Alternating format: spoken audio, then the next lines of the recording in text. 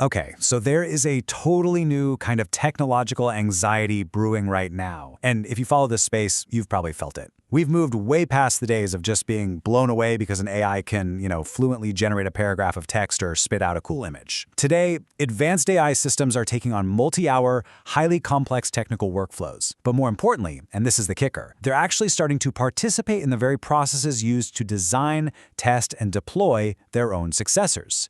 So in this explainer, we are going to dive right into this critical threshold. We're looking at how the actual process of engineering systems is fundamentally changing. And we'll unpack why an AI building its own successors isn't exactly the true intelligence explosion some people are fearing, well, at least not yet. Here's the roadmap for this explainer. 1. The shift to automation. 2.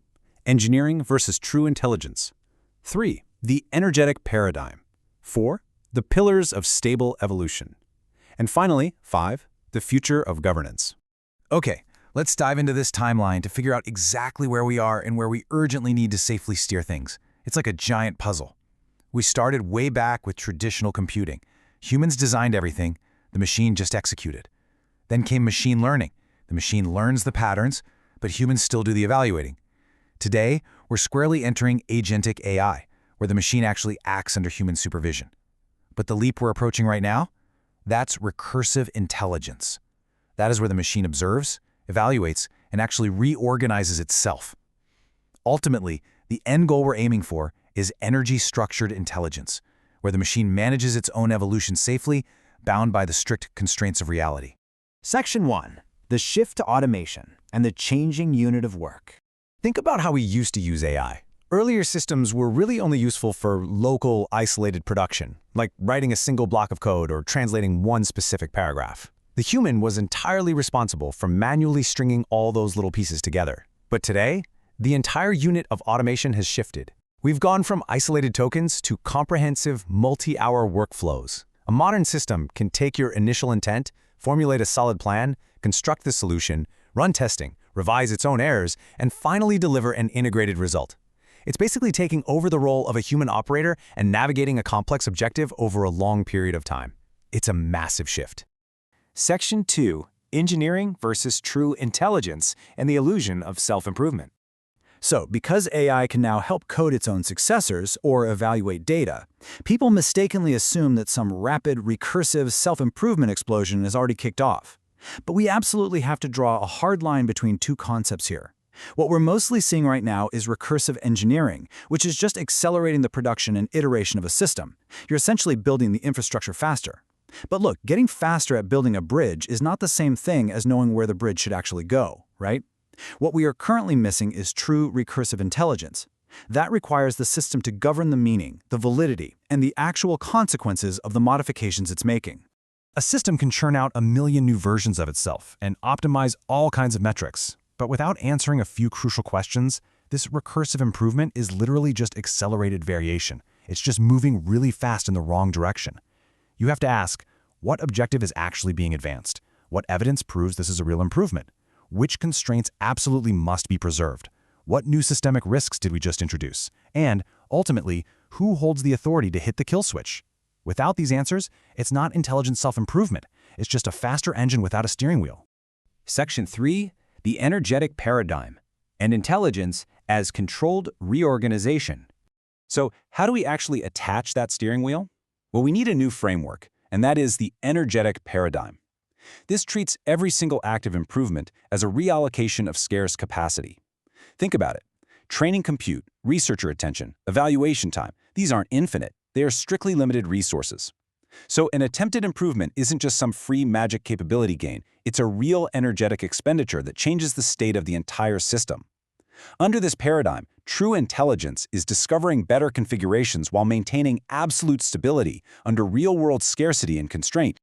Now, what's really interesting about this concept is how it completely flips the target of engineering. In the conventional model, the focus is entirely on the artifact. The system just asks, how can I produce a better answer? But a recursive energy model targets the process itself. It asks a much deeper question. How should my internal organization change to better achieve my objectives under changing constraints? The system isn't just the object being engineered anymore. It's actively modifying its own internal structures based on causal understanding and long-term stability. It's a real game changer. I want to let this quote sink in for a second. Unrestricted self-modification is incredibly dangerous. As the paradigm points out, the decisive issue is therefore not self-modification alone. It is controlled self-modification. If you just let capability gain run unchecked, it can be completely wiped out by systemic costs, irreversible drift away from the original goal, or losing our ability to ever roll the system back. Section 4. Pillars of Stable Evolution. Safely Governing Growth. To safely govern this kind of growth, a truly intelligent recursive system has to follow a very strict feedback loop. Let's walk through it. First, state observation. It continuously measures its internal condition and external environment. Second, error detection. It finds energy inefficiencies, unstable structures, or failed predictions. Third, structural reorganization. So instead of just tweaking parameters, it can actually modify its own architectures and strategies. Fourth, and this is absolutely critical, verification. It has to test the change against reality. And fifth, memory integration. Successful adaptations become part of its permanent operating structure. The system acts as both the engineered object and the engineer, simultaneously finding and fixing its own inefficiencies. But here is the million-dollar question. Who verifies the verifier, right? If an AI model is writing its own code, and then it's also writing the tests to evaluate that exact same code, we enter a really dangerous verification regress. What looks like improvement might literally just be self-confirmation. It passes the test just because it designed a test it knew it could pass. To prevent this, you need a robust architecture of partially independent verification layers. We're talking formal tests, empirical observation, adversarial evaluation, external measurement, all the way up to human authority and post-deployment monitoring. Because at the end of the day, stability matters way more than just a local performance gain. An AI might get unbelievably fast at crushing a single benchmark, but if at the exact same time it loses its interpretability, or if we lose the capacity to roll it back to a previous safe version, or if it just loses its tether to reality entirely, its overall viability has actually plummeted. Stability is the capacity to change without destroying the very structures that make future corrections possible. Section 5. The Future of Governance and the Evolved Human Role. Which brings us to the ultimate question.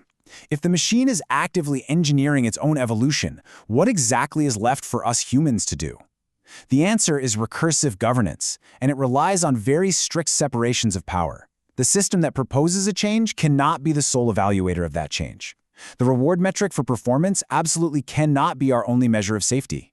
The operator benefiting from the system's speed shouldn't get to single-handedly decide on deployment. And the authorizing institution has to always retain the capacity to reverse and repair. These institutional separations create what we call productive friction, and that friction is absolutely necessary to prevent irreversible, catastrophic errors. So rest assured, human value does not just disappear when workflows get automated. Instead, it literally shifts upward. Our role evolves from just executing tasks and writing local code to the highest levels of systemic governance. We become the ones responsible for formulating the actual problems, selecting legitimate goals, defining the harsh constraints of reality, designing those independent verification layers we talked about, and exercising institutional judgment when things get uncertain. We are no longer the typists. We are the architects of purpose. The most advanced AI system of the future isn't just going to be the one that improves the fastest. No way. It will be the one that improves while preserving stability, responsibility, and human authority over its objectives. True, governed intelligence requires ultimate human ownership of the loop's legitimate intent. So, I will leave you to ponder this as we wrap up this explainer, as we build systems fully capable of rewriting their own code and managing their own evolution. Who manages their purpose?